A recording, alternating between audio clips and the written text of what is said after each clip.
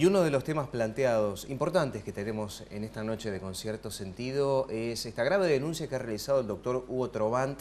¿Quién es él? Bueno, es un médico, un facultativo que trabajó 21 años como médico de planta en Aluar, la productora de aluminio que funciona en la ciudad de Puerto Madryn. Allí todos conocemos bien justamente el trabajo que se realiza en esta empresa que exporta el aluminio, la Alumina, como se lo conoce, pero también desde ciertos sectores se apunta con que la empresa Aluar contamina, o por lo menos muchos de estos temas que tienen que ver justamente con la contaminación. En este caso, el doctor Hugo Trobant ha realizado una grave denuncia sobre que los empleados de la empresa Aluar están expuestos a sustancias cancerígenas. Vamos a preguntarle más a él justamente. Doctor, ¿cómo le va? Bienvenido. Buenas noches. Buenas noches. 21 años de trabajo en Aluar, no son 21 pocos. años. Como para conocer de lleno el trabajo que allí se realiza. Así es. ¿Cómo es esto de esta denuncia? ¿Los empleados están expuestos Bueno, a sustancias cancerígenas? en realidad no es una denuncia. Ajá. En realidad es la continuidad de mi trabajo. Yo siento como médico laboralista y después de haber estado tanto tiempo allí y haber luchado por esta cuestión, que estoy continuando con mi trabajo. En realidad, por suerte hay periodismo independiente y Esteban Gala se acerca a hablar conmigo y bueno, allí es donde yo puedo decir estas cosas, ¿no? Cosas que él me preguntaba.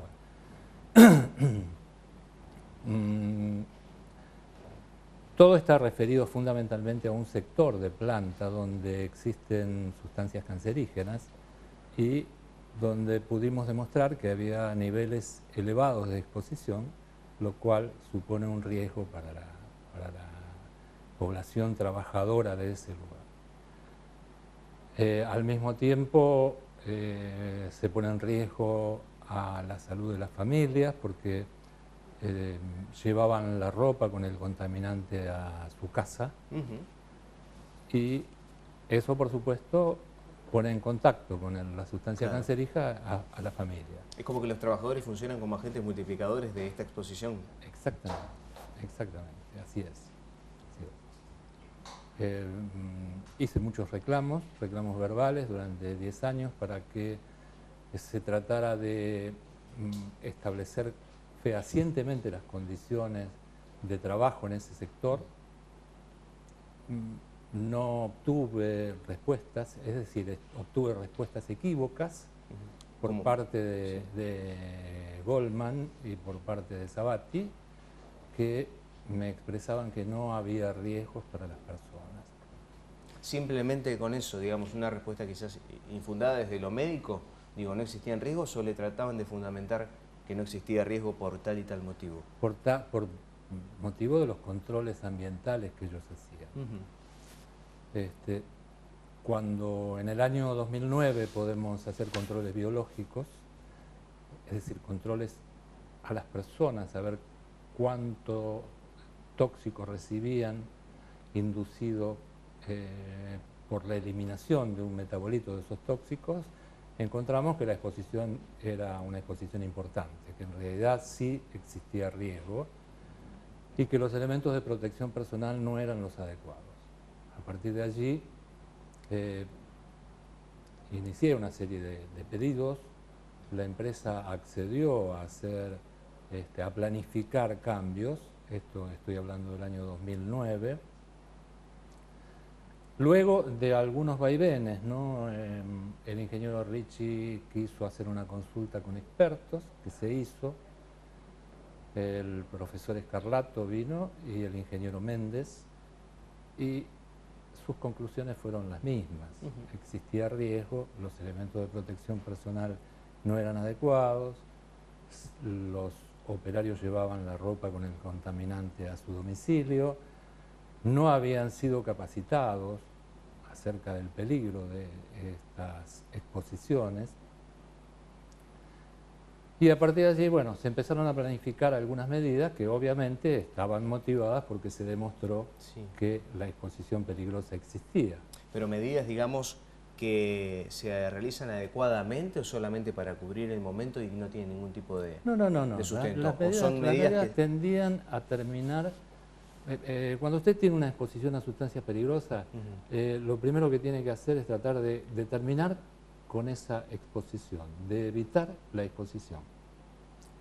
¿Cómo se hace eso? Se hace mediante medidas de ingeniería, disminuyendo por métodos técnicos la cantidad de emisión de sustancia tóxica y adecuando los elementos de protección personal a la exposición a la que está expuesto el trabajador. Entonces empezaron a planificar medidas de ingeniería, se cambiaron algunos elementos de protección personal, pero no era suficiente. Se planificó la construcción de un vestuario nuevo para que la gente llegara con ropa de calle y se fuera bañado y con ropa de calle y no llevara la ropa contaminada a su domicilio.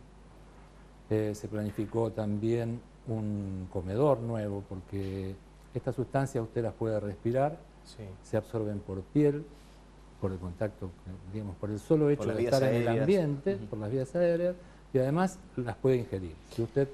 Sí, no, ahora yo digo, doctor, a ver, esto recién se empezó a hacer en el año 2009, o sea que es decir que Alvar siempre funcionó de la misma manera. Bueno, todavía no se ha hecho.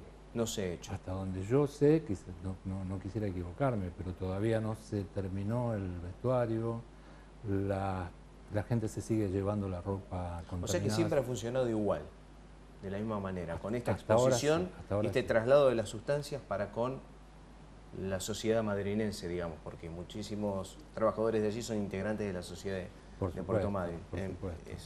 Digo, usted empezó a trabajar en el año 90 en Alvar.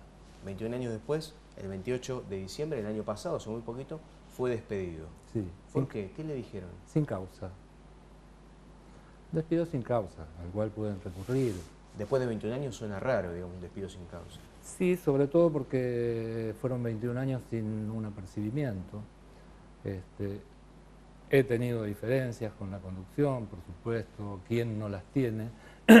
Cuando no hay una diferencia de opiniones, pero bueno, cumplí 21 años con mi trabajo sin tener, como le decía, ni un solo apercibimiento ni sanción. ¿Y usted inmediatamente va hacia su superior o, digamos, trata de quitarse esta duda? Digo, porque me imagino que le llegó un telegrama a su casa y... No, el jefe del departamento médico, el doctor Friedenreich, me sugirió que mi despido era por esta razón, ¿no? De todos modos, es sin causa, pero si usted hace una concatenación de los hechos, cómo fueron sucediendo y el desenlace, podría llegar a concluir que fue por él. O sea, yo 10 días antes había tenido una conversación con Mamani, que es el gerente de Relaciones Industriales actual.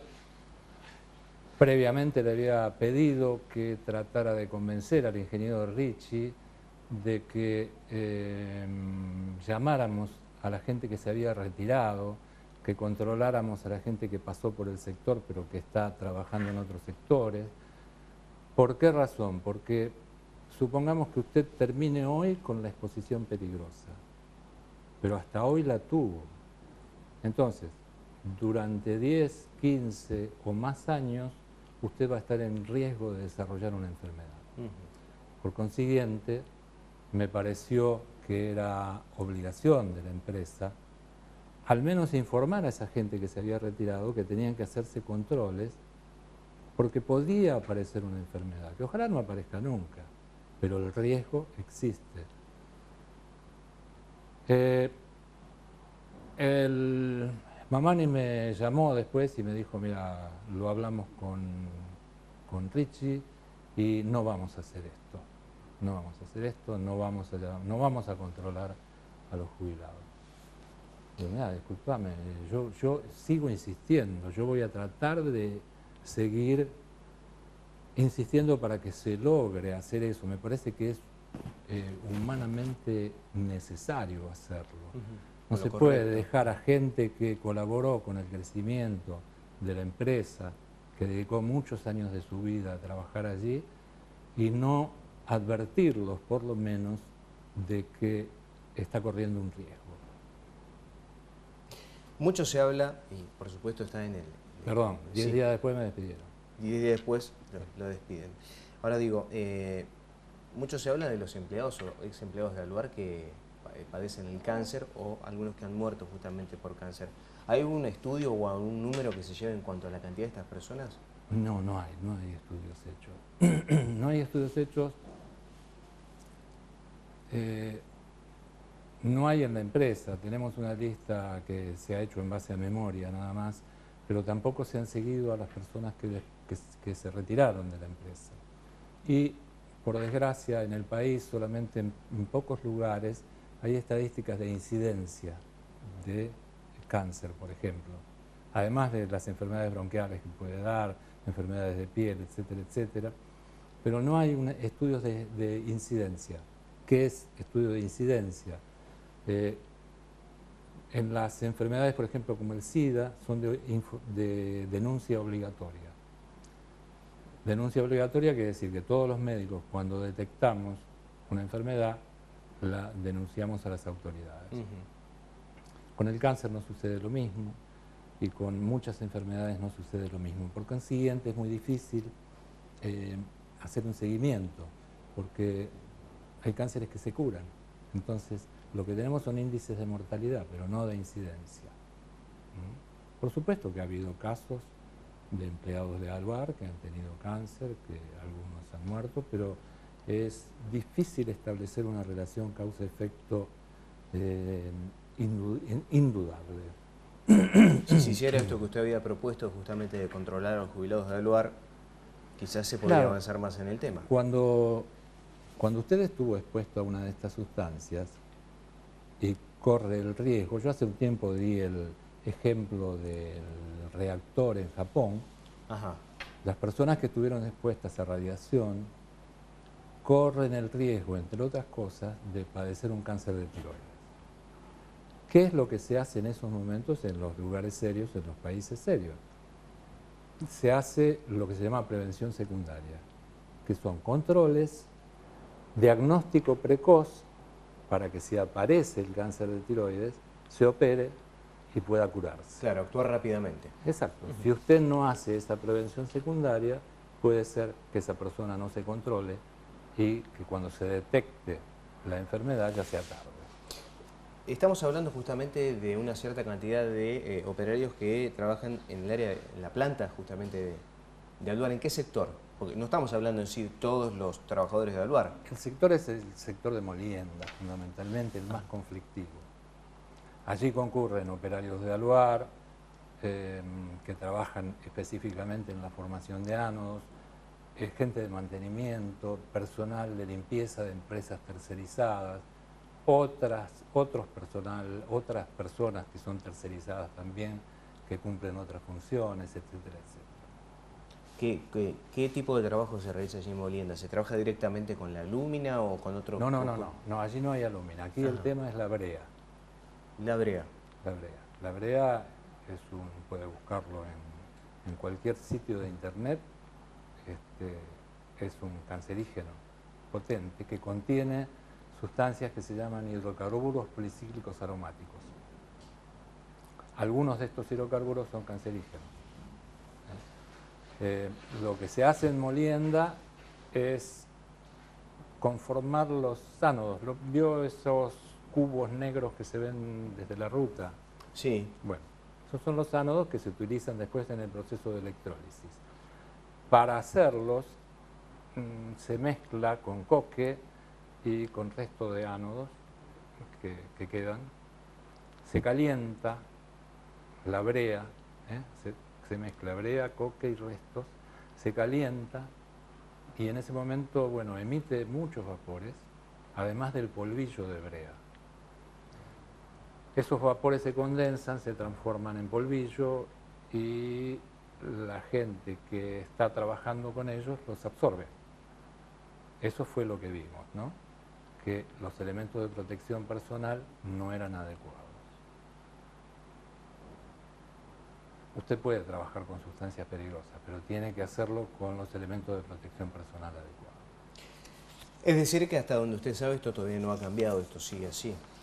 Se cambió, hasta donde yo sé, comenzó a usar una máscara de cara completa que es más eficiente para filtrar las sustancias químicas, pero no se cambió la protección de piel, así que yo presumo que siguen absorbiendo mucha cantidad. Doctor, ¿y cómo continúa su situación con Aluar, digamos, después de esto? ¿Lo han despedido y ya terminó la historia, o usted, digamos, está en algún tipo de proceso judicial No. para con Aluar? No. No, mi única intención es terminar este trabajo. Como le dije a Mamani, conseguir que hagan lo que hay que hacer. Conseguir que hagan lo que hay que hacer. Eso nada más. No tengo otro tipo de objetivos. Y más allá, después de todo lo que le pasó, que lo echaron, que no le dieron razones, que no querían tratar el tema, ¿usted cree que esto puede cambiar, digo, desde ya de la disposición de la empresa? Porque tienen que asumir que están trabajando mal y con sustancias cancerígenas en pleno contacto con los trabajadores. Yo pienso que sí, que esto puede cambiar. Yo se los dije y lo he dicho en otros reportajes también. Cuando uno admite que ha cometido un error e intenta repararlo, eso enaltece a las personas. Y además estamos muy acostumbrados a decir la empresa, pero la empresa va a persistir durante mucho tiempo, es una empresa importante, pero que está conducido por personas. Las personas son las que toman estas decisiones. Y en este momento las personas que conducen, digamos, esta conducción de Aluar, que mañana podrá cambiar, ha adoptado esta postura un poco soberbia de no admitir errores, con una solicitada que no dice nada, es decir, dice mentiras. Dice mentiras. ¿Usted la leyó completa? ¿Qué piensa? ¿Que es todo mentiras? Estuve de viaje, la leí completa, pero la leí una vez. Pero de todos modos ya pude... ¿Es en respuesta justamente a lo que ha dicho usted? No dice nada de lo que dije yo. ¿Nada? No. Habla del ambiente, dice que Aluar cumple con todas las normas legales y no es cierto. No sé por qué dicen eso, porque es claro que la ley es muy clara con respecto a lo que se debiera hacer y no es de hoy, es de hace mucho tiempo.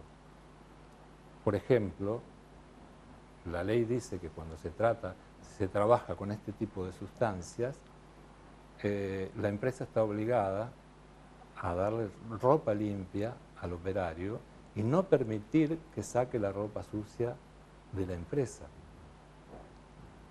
Tiene la obligación de lavarla y entregarle ropa limpia al día siguiente cuando vuelve a trabajar. Eso no se hace. La ley dice que hay que capacitar al personal cuando trabaja con sustancias peligrosas. Eso tampoco se hace. La ley dice que hay que utilizar elementos de protección personal adecuados y hemos visto que los elementos de protección personal son absolutamente inadecuados. Confirmado por estos expertos. Entonces hay una serie de requisitos legales que dicen que cumplen, pero en realidad no lo cumplen. Y si vamos un poco más allá, hay una política de gestión integrada que tiene la empresa, donde se obliga a ir más allá, en el sentido preventivo, en la cuestión preventiva de la salud de los empleados. La política de gestión integrada dice que tiene que superar los requisitos legales. Pero tampoco se han cumplido con los requisitos legales. Es decir que cambiar un poco, por ahora nada, con todo lo que ha dicho usted, digamos, y con lo que ha salido y nombrado en la solicitada, parece que para cambiar poco. No, se va a cambiar. Yo creo que el vestuario se está haciendo. No sé cuándo lo terminarán, me parece muy lento todo esto, ¿no? Me parece muy lento. La ropa ya habíamos planificado comenzar a entregarla el año pasado, haciéndola lavar en un lavadero externo, pero tampoco se hizo. Se están planificando medidas. Yo no sé si van a ser suficientes o si van a hacer todo lo que hay que hacer. ya lamentablemente no puedo controlarlo yo. Pero usted va a seguir igualmente, por su lado, ya lo ha confirmado. Va a seguir y va a intentar de que esto se pueda llegar a cumplir, o por lo menos esa es su intención. Yo aspiro a que se termine con la exposición peligrosa, primero, de la gente que está trabajando. Esa es una, en la cual yo ya no puedo intervenir. Y aspiro que la empresa adopte un poco más de postura de humildad, acepte que ha estado exponiendo a personas a un riesgo y los controle. Doctor Hugo Trovant, muchas gracias por estos minutos. Nosotros vamos a una nueva pausa aquí en Con Cierto Sentido y ya regresamos. No se vayan porque hay muchos temas más para compartir.